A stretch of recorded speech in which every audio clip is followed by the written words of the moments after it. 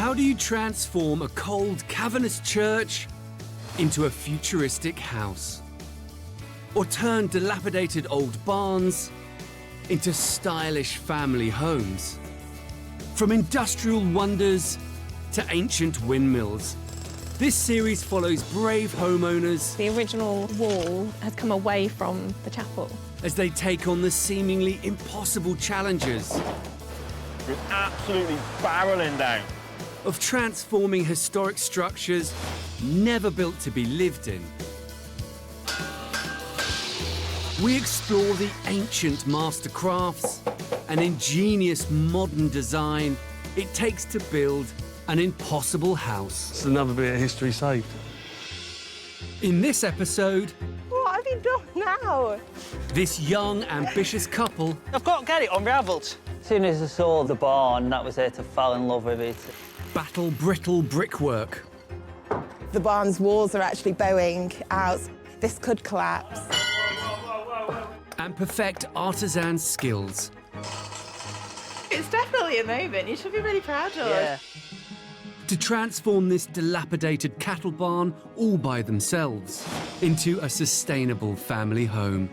We want the whole property to be quite unusual, quite quirky, and a representation of us, really, as well. Yeah. To a tight deadline for a very special occasion.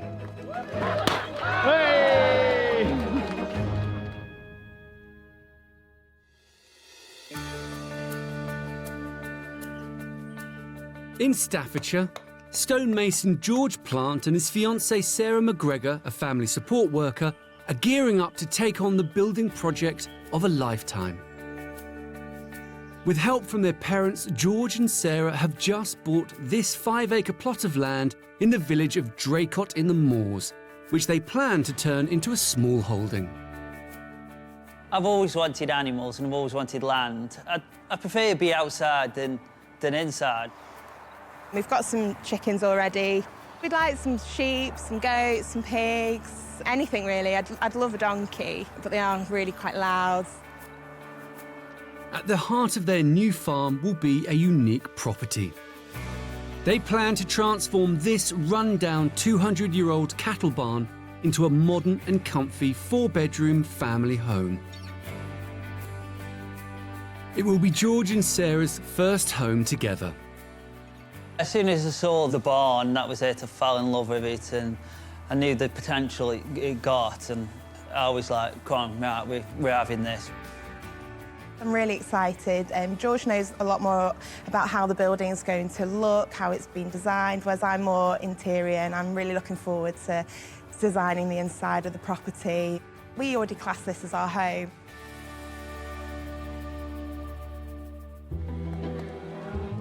During the 18th century, cattle farming became big business in the Staffordshire countryside.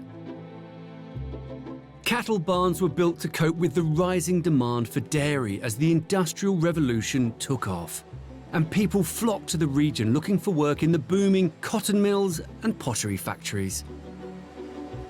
Modern farming techniques have rendered these old buildings obsolete. But that provides an opportunity for ambitious house hunters like George and Sarah, who want to build an historic home. The barn has lain derelict for around 35 years. It was built 200 years ago on sandstone bedrock. Typically, cattle barns had mangers or hay racks to feed the cows. Low partition walls created separate stalls for each animal. The first floor was a loft to store the hay and keep it dry. Fodder dropped from hatches into the hay racks or mangers below.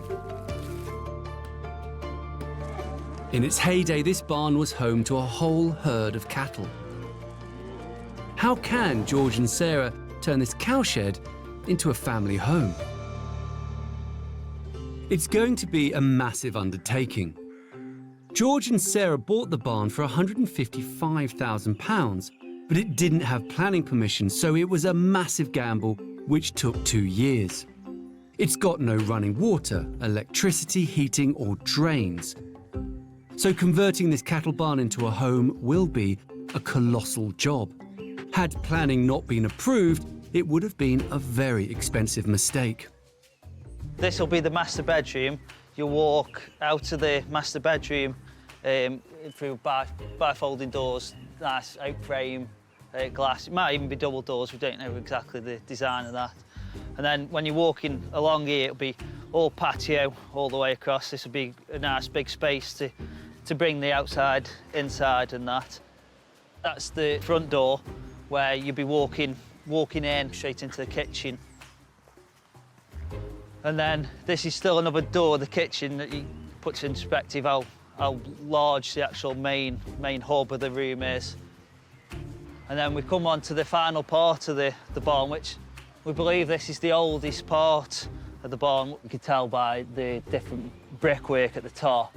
It's quite an ornate cornice brickwork. And we actually believe this was just built first originally, and then it just got added on over the years. Inside we've got one of the traditional features, which we're hoping to keep, especially the arches, but we'll probably recreate the wooden frame at the back. But it is one of the only features that are in the property, so we really want to work hard to keep it. George and Sarah have grand plans. On the ground floor, they will have a bedroom at either end. The master will have an ensuite and a dressing room. The barn's central section will be an open-plan kitchen diner with a separate utility and storeroom off to the right. They will create a separate lounge next to the dining area on the left. 2 handcrafted stone staircases will rise up either end of the kitchen, leading to a second floor, where there will be 2 more ensuite bedrooms, which will transform the old cattle barn into a spacious new family home that they also want to make super sustainable. They're planning to put solar panels on the roof, add a ground source central heating system, and create a borehole to draw on natural spring water. There's a lot to do, and their maximum budget is £130,000, which sounds healthy, but on a build this big, it could run out very quickly. To save money, George is doing most of the things himself, but he works full-time as a stonemason, so he's only got evenings and weekends. And to top it all, their deadline is just 10 months' time. That's because they're getting married right here at the barn.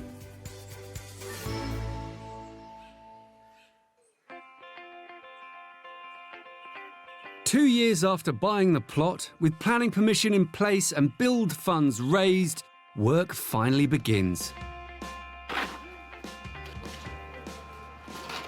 The build didn't start dead on when I wanted it to, because it was just money sorting it out and everything just dragged on. So it set us back about, say, 2 months. We put it back into like the winter, so we just don't want a bad winter now. Their first task is to build an internal shell of concrete block to help shore up the whole structure. To try and make up for lost time, George has drafted in bricklayer Mark Hubbard, who's worked on barn conversions before. This barn's probably not the worst I've been to for the bows and the walls and that. It's doable. A bit more, you probably have to take it down and do it again. This is on borderline where you could just leave it up there. Now we've got the block work going in, we can really visualise how much the barn's walls are actually bowing out, so it's quite worrying to think that this could collapse. But it's not just the rickety walls that need attention. We believe this is the oldest part of the barn, so we took the roof off. While the roof's off, all the weight's off the actual brickwork here, because this is the part where we've got to take the brickwork down to replace the wooden lintel below, and we'll replace that with steel, and then we can rebuild that brickwork back up. Every barn's different, you do. You think it's going to stay up and you think things are going to fall down, and it never goes to plan, really, to be fair. The only way you can do is just take step by step and just see how it goes, and hopefully it'll stay together. George needs to replace the wooden beams that have held up the barn for around 200 years.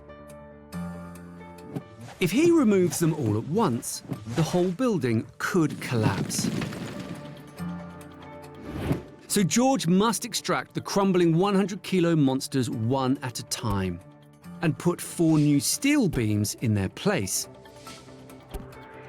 to create a steel skeleton that will hold up the barn, hopefully, for another 200 years.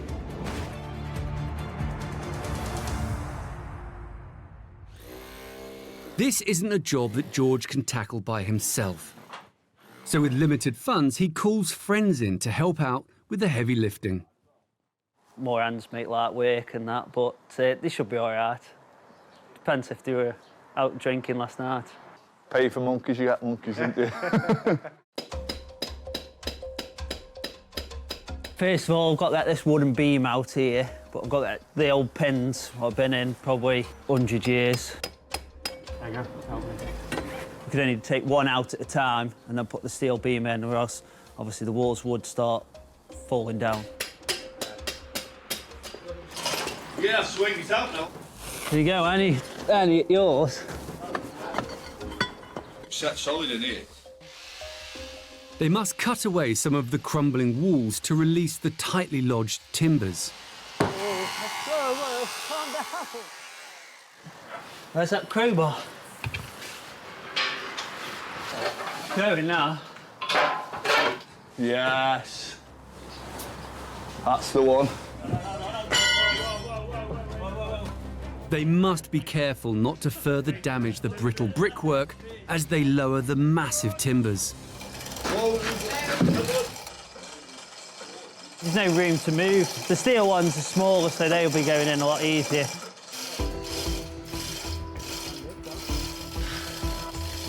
It takes equal care to raise the replacement 300-kilo steel beam into position. Go down, Rob. Whoa. That's it. They use brackets to screw the support into the wall. Just make sure these are tight and just hand tight, so it just takes the weight, just helps take the weight. Feeding time at the zoo. This is the only reason every week we come. This is the only reason we do come. Good job. Good job done there. With their dream wedding 7 months away, the massive scale of this project is beginning to hit home. Every time I look up there, I just think how awful it looks. So do you think we're still on track then? Still gonna get there? I think we might get there. They may have saved the structure, but they still need to finish rebuilding the roof before they do anything else. Having bought the barn for £155,000, their plan is to make it watertight and transform it into a comfortable 4-bedroom family home.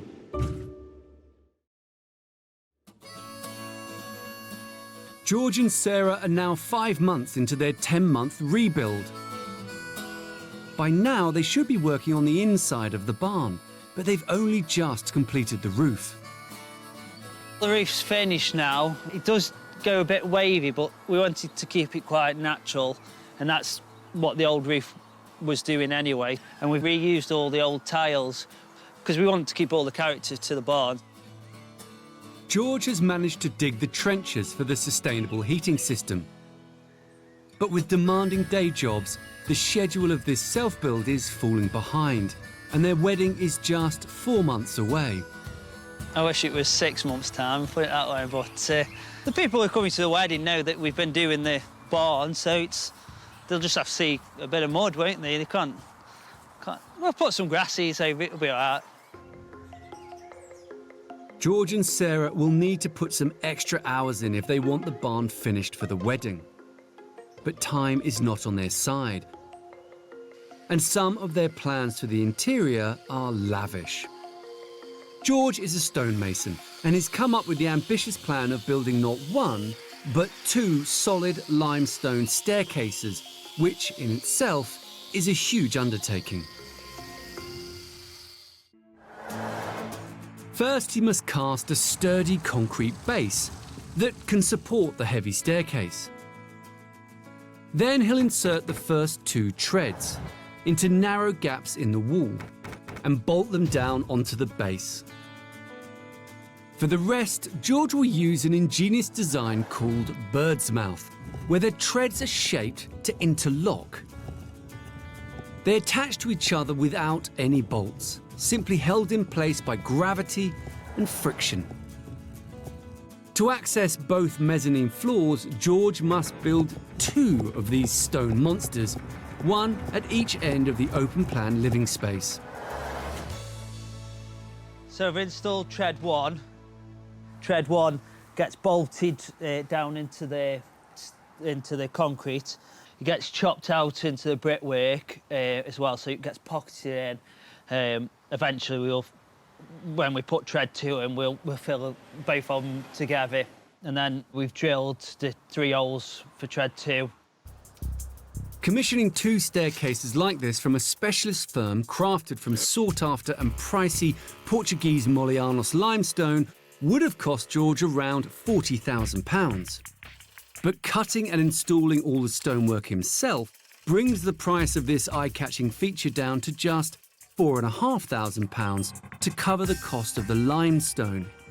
It's a huge saving, but eats up a lot of George's time and energy. See if it fits.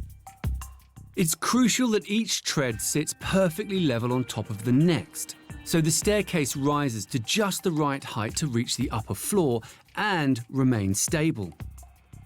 George uses concrete filler to secure the first 2 treads in place. That should go in now, hopefully.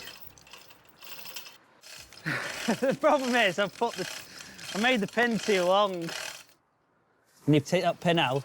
Yes. Can we get it? Yeah. You need to have to mess about with the glue then as well.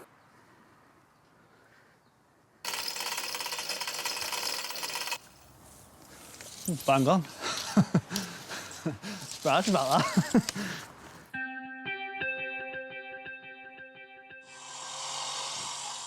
Each tread takes George 9 hours to cut and install. He needs 30 treads to complete both staircases. This part of the build will eat up a month of George's precious time, and the wedding day is bearing down on them. Tread 3 is different. We don't need no pins because what we have is a bird mouth. This part of the stone will land on this part of the stone, so it sits over locking in, so it won't push that way. What's that drill, sir? Oh, God. Did that last time.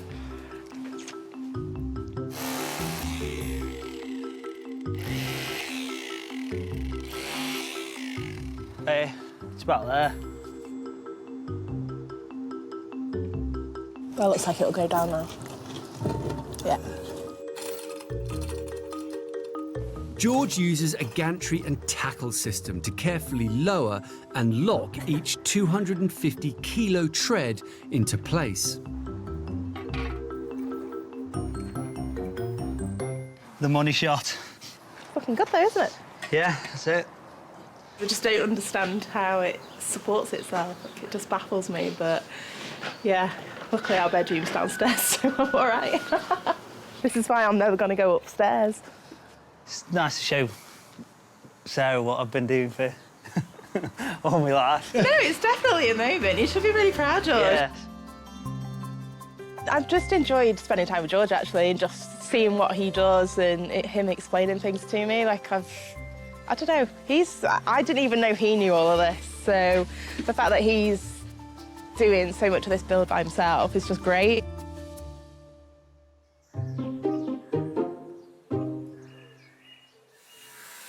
Some jobs do require a specialist.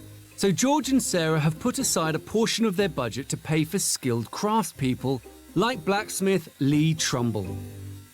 Lee is making a steel girder that will anchor one of the stone staircases as it curves away from the wall and up onto the first floor. It's been cut, mitered up into different angles to form the rake of his stair. Once in place, the girder will remain on view. A lot of my work is covered up, so it'll be it'll be nice to see the finished job and to think that it's something that I've had a part of. Lee set up this workshop 25 years ago and has been working here as a blacksmith ever since. Everything else in the workshop, including me, is old, but this is one of the latest welding masks with all the aircon, so nice and cool. tend to use horseshoes as lifting devices. The client's quite taken up with it and is on about leaving it on as a showpiece. Horseshoes are traditionally given to newlyweds to bring good luck, something that George and Sarah will need a great deal of to keep this massive build on budget and schedule.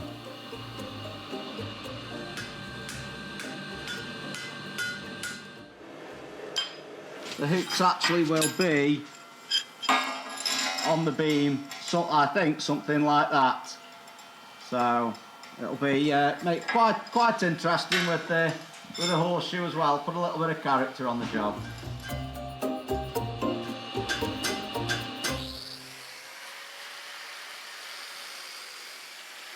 At the barn, George has almost completed the lower part of the staircase, ready for Lee's feature steelwork. So we're up to tread 7 now. We've just stopped on this one while the blacksmith welds the steel.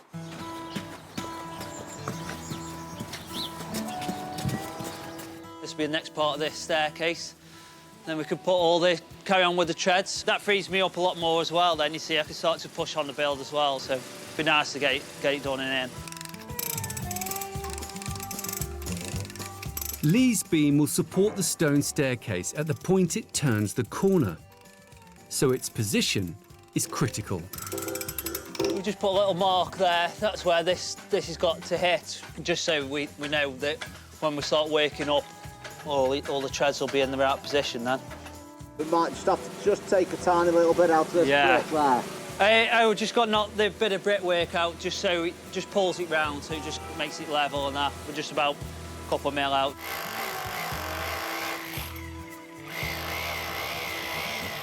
That looks better there, doesn't it? Yeah. A final weld fixes the steel in place. Fitting really well. Pleased with it. Just hope he's got his measurements right, as we haven't got to come back and alter it. Leaving the lucky horseshoe. What's it, dude? All sorted. All sorted. Sound. Looks all right, doesn't it, that? Looks nice, yeah. Yeah. Put it in the right place. I hope so. The bespoke hooks will take pride of place on the steel. That'd be nice. It's something different, isn't it? 1, 2, 3, 4. Be nice, won't it then? Yeah. Yeah. Right, tidied up, time for a pint. Combining traditional crafts and materials with modern building methods allows George and Sarah to bring their 19th century cattle barn bang up to date, whilst preserving much of its original character. It's a tried and tested technique used to reconfigure historic structures across the country. In Northamptonshire, the challenge of transforming this 19th century cattle barn and grain store into a functional family home has been a labour of love for its owner, Richard Sanders. We've tried to restore the barn in all of its glory, but giving it a very modern, contemporary kind of look and feel. The airy, open-plan living space makes a virtue of the original skeleton of the barn. We could see this main beam and that main beam, so the ceiling was just set above this, but the purlins along the top and these higher level timbers were all completely hidden away. When we took the ceilings down, it was a kind of a eureka moment.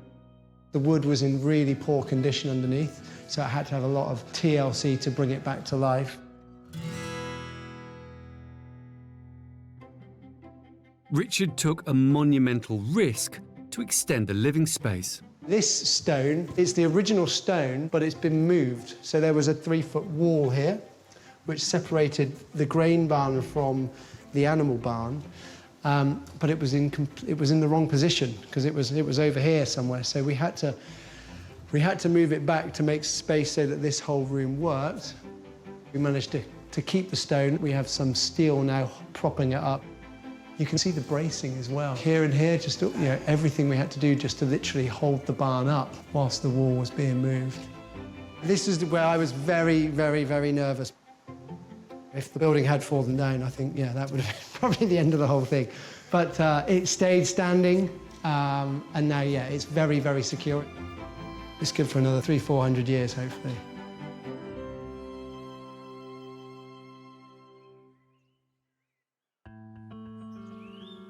Back in Staffordshire, progress at George and Sarah's barn has been slow.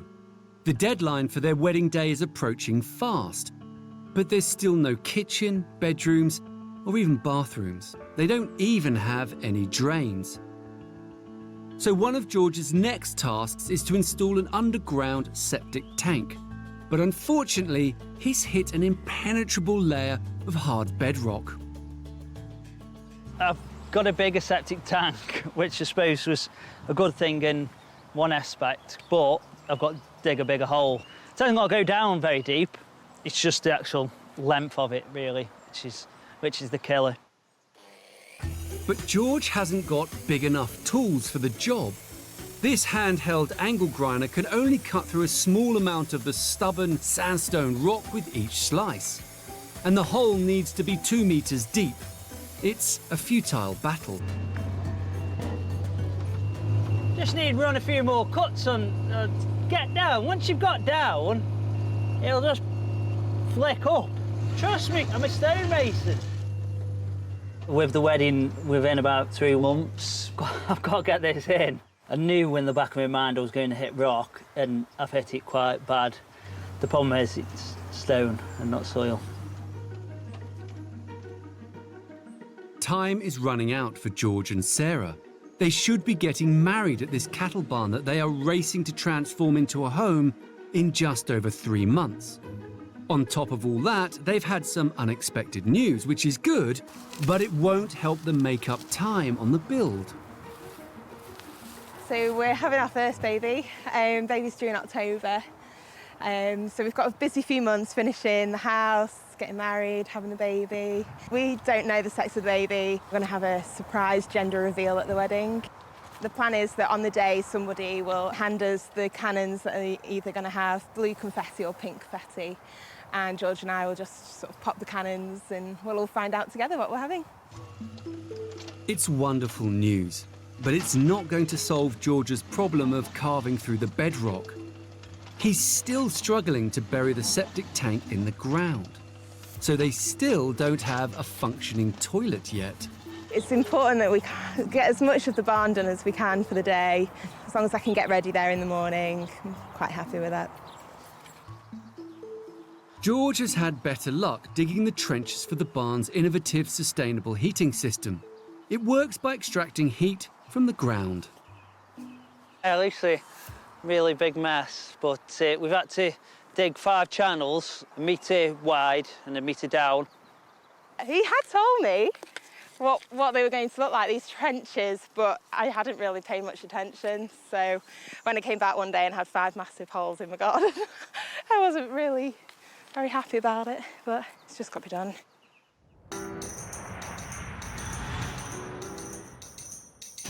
George has dug 5 colossal 45-metre trenches and now must install 1,000 metres of looped pipework. This will carry a mixture of water and antifreeze that will extract natural heat from the ground. A heat pump transfers this energy into a refrigerant, which evaporates into a gas. The gas is then compressed, increasing the temperature to a usable level, which feeds the barn's heating and hot water supply.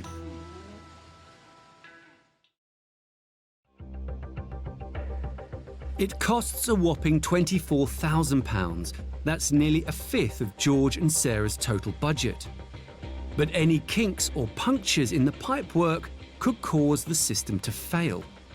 An engineer will inspect that George has installed the pipes correctly 11 days from now, so they're going to have an anxious wait. But you know, when they come down, you need to try and keep them in the loop because you're trying to re-loop it. It goes where it wants to go, so you just have to go with it.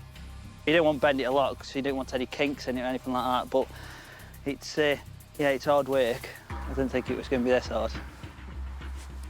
Just neaten this bit up a bit. There's another knot. It's taking a lot longer than we thought.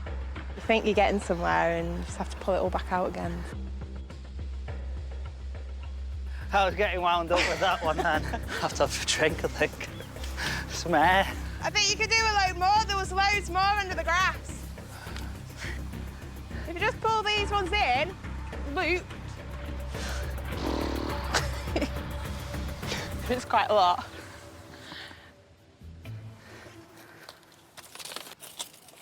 Seven hours in, and the pipes are still tying them in knots.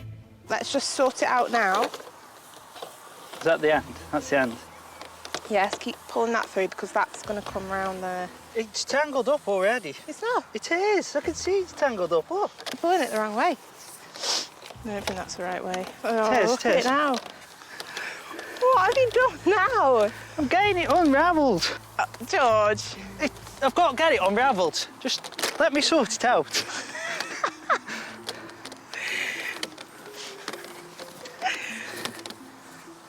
You just put it all in Just like this. I give up.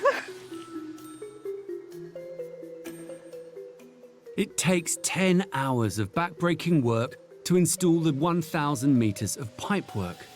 And just as they think it's job done, George spots a problem. Just noticed it's kinked there when I was looking down it. What's happened, George? It's just got a little kink. Just marking it up, so when they come and pressure test it, hopefully you can sort it out and just go from there. We'll soon find out. This one kink could render the whole system unusable. Just wait for them to come and connect it all up and make sure I've done it right. Hopefully, fingers crossed, I've done it right. Yeah, I think we've been a good team today. We've got it done. George has done as he's been told, so we've got there in the end. After 11 sleepless nights, the day of reckoning arrives. Engineers are on site to test the £24,000 heating system, which will be money down the drain if it fails. This is a metre down. Once it's covered back over, any leaks we're never going to find again. So the pressure test is vital. If it doesn't go right and doesn't get pressure tested right, then, well, I don't know what I've got to do, really. Obviously, I don't know if I've got to buy some more pipes or anything like that. So, fingers crossed.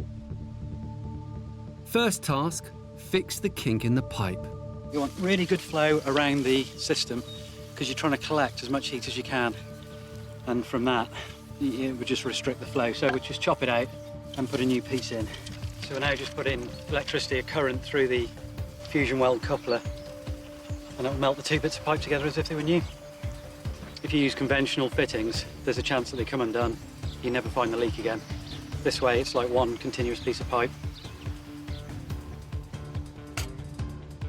With the obvious damage fixed, everything hinges on the test. We flushed all the air out, filled it with glycol and water, and then we pressurised it at 3 bar, and that will show any leaks, so any snags in the pipe, any failed joints on the welding.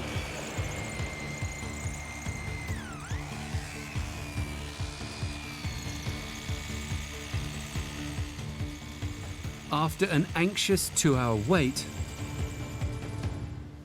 So we've completed the pressure test. The pressure didn't drop at all, so we can safely say that there's no leaks. So we've just released the pressure, taken the gauge off, and we'll just put the lid on and pack up. They were quite impressed with me putting the pipes in. It was OK. George and Sarah win another battle with the barn, and their wedding day plan lurches back on track. I'm glad we've got them all done today. We do want to try and have the grass growing back for August, so we've got to try and make it look nice again for the wedding. Yeah, it's good, isn't it, that? Happy with that, aren't we? So we can just crack on and get the hot water. So that's it, we can move in and have a shower up here then, can't we? So, yeah, it'd be nice, that will.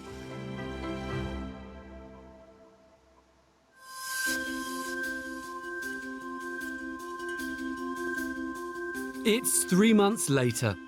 After a tough 10-month battle, the barn is beginning to resemble a family home. There's plaster on the walls, the lighting is going in, and the kitchen cabinets are in position. The bedrooms and bathrooms may still need some work, but that's not derailing George and Sarah's big wedding day. After tying the knot just up the road, they are ready to celebrate with their friends and family. They may not be raising a glass inside the barn, but outside the grass has grown back over their farm. They have a marquee up and in full swing, and they're ready to reveal their big news. Hey! They're expecting a baby girl. So we didn't manage to get in before the wedding. It's a little bit disappointing, wasn't it? But I think we realised a few weeks ago, really, that it wasn't going to happen. So we've had a week off, haven't we, just to enjoy the wedding a little bit more. Being there before the baby gets born. Yeah, but, hopefully. We're getting there, though, aren't we? Yeah.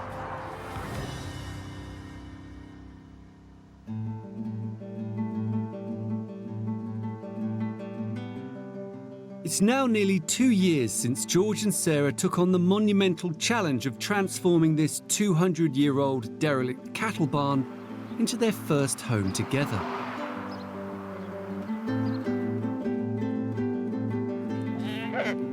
See the goats, look. They've settled into married life, and there's a new addition to the family, baby Bonnie, who's just turned 1.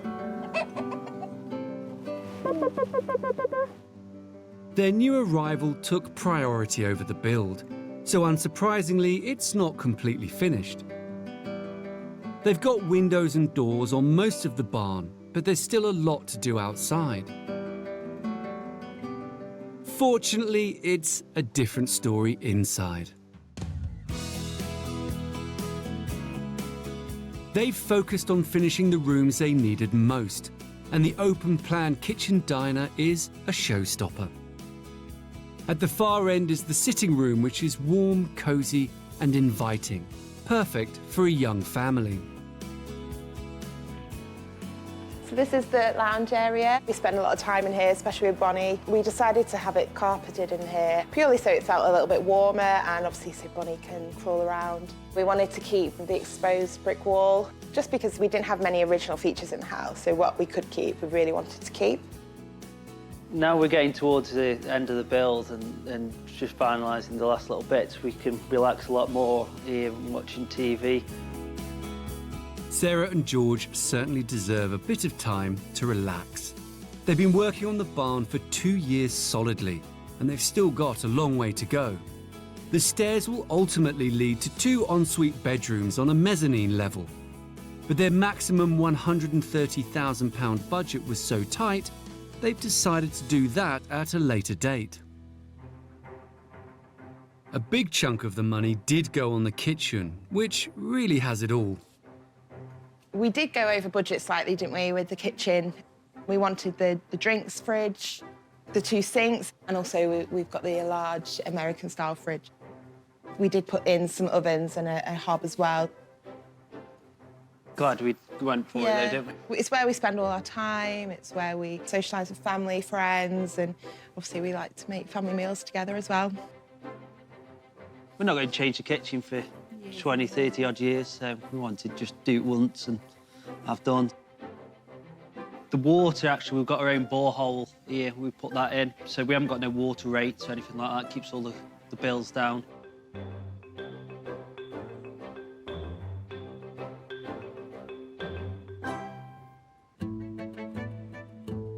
George and Sarah really have gone the extra mile in the finished areas. And they changed the layout to make way for baby Bonnie. So this is Bonnie's bedroom. I spent a lot of time designing this room. Originally, this was meant to be our dressing room, but because of Bonnie, we decided that we would change this for now. Bonnie's starting to spend a bit more time in here as well, isn't she? Which is nice. So we do spend time playing with the toys. One of my favourite rooms. Eventually, she will go upstairs and we will get a dressing room. The most practical thing about having Bonnie's room here is that it's right next to our bedroom. And what a bedroom they have. Light, bright, and luxurious. We wanted to create a really nice, calm space in here. It's a really large room as well, so we've been quite lucky that we can fit lots of furniture in. I chose the colours in here. It's a space where I wanted to create that was nice for me to come and relax. And at the end of the bed, you've always wanted a bath, haven't you? Yeah. So the good thing of having a bath in the bedroom, it frees up a lot of space in the ensuite. Another elegant room for which they sourced a statement stained glass window. The hole was original, but we wanted an idea of what to fit in. So we went looking and we found a stained glass window, and I think it works well. It wasn't really in our budget. It was about £5,000, but I'm glad we spent the money on it now. I really like it. I like the extra light. And it's also a really big feature, a big talking point. A lot of people ask about it. They're always quite intrigued about the design, the style and everything. We didn't want to make the bathroom too girly. It needed to be more practical. We've got the luxury in the bedroom. So this space, it was more just to have the shower, the toilet and the sink and just make it a practical space. Given the ambitious deadline George and Sarah set themselves, all the finished areas are looking really smart. We set out to have a family home, didn't we? And when we look around the house, I feel really proud. Especially proud of George because he did so much of the work. I'm most proud of Bonnie's bedroom. I loved decorating her room. I've made it really girly and just pretty. And there's lots of things in there that are from days out, family time together, so photographs and things. So I've really enjoyed Bonnie's bedroom. It's taken a lot longer than we thought, but actually, our first night here, we were a family. We all stayed here together, didn't we? Sarah and George bought the barn for £155,000. Their maximum renovation budget was £130,000, which was always going to be tight. Buying the barn and all the build up to now, we're about 270, 280. We've got another 50 grand to do. That's an estimate to finish the upstairs. We'll probably be around the 300 to 330, depending if we come up with any other issues, which we shouldn't do now. Time-wise as well, we didn't think it would take this long. George and Sarah originally allowed themselves 10 months to complete this project, which was always ambitious. It's actually taken 2 years to get this far. And for now, they're going to simply enjoy what they've created. We've got 5 acres of land, so the plan is just to have lots of animals, really. You get too close. Not too close to my Bonnie. From day one, we wanted to be self-sufficient, and I think we've got there. Have a look, Bonnie, if there's some eggs. I've got 2 eggs. The plan is to just enjoy living here. We're not doing any building work. It's taken over. We need to just relax. This is what we wanted, isn't it? Yeah. You know, wanted the good life, and I think we're getting there. I'm really happy. We've achieved everything that we wanted to do. We wanted to get married here, we did it. It's our family home, and we're never moving.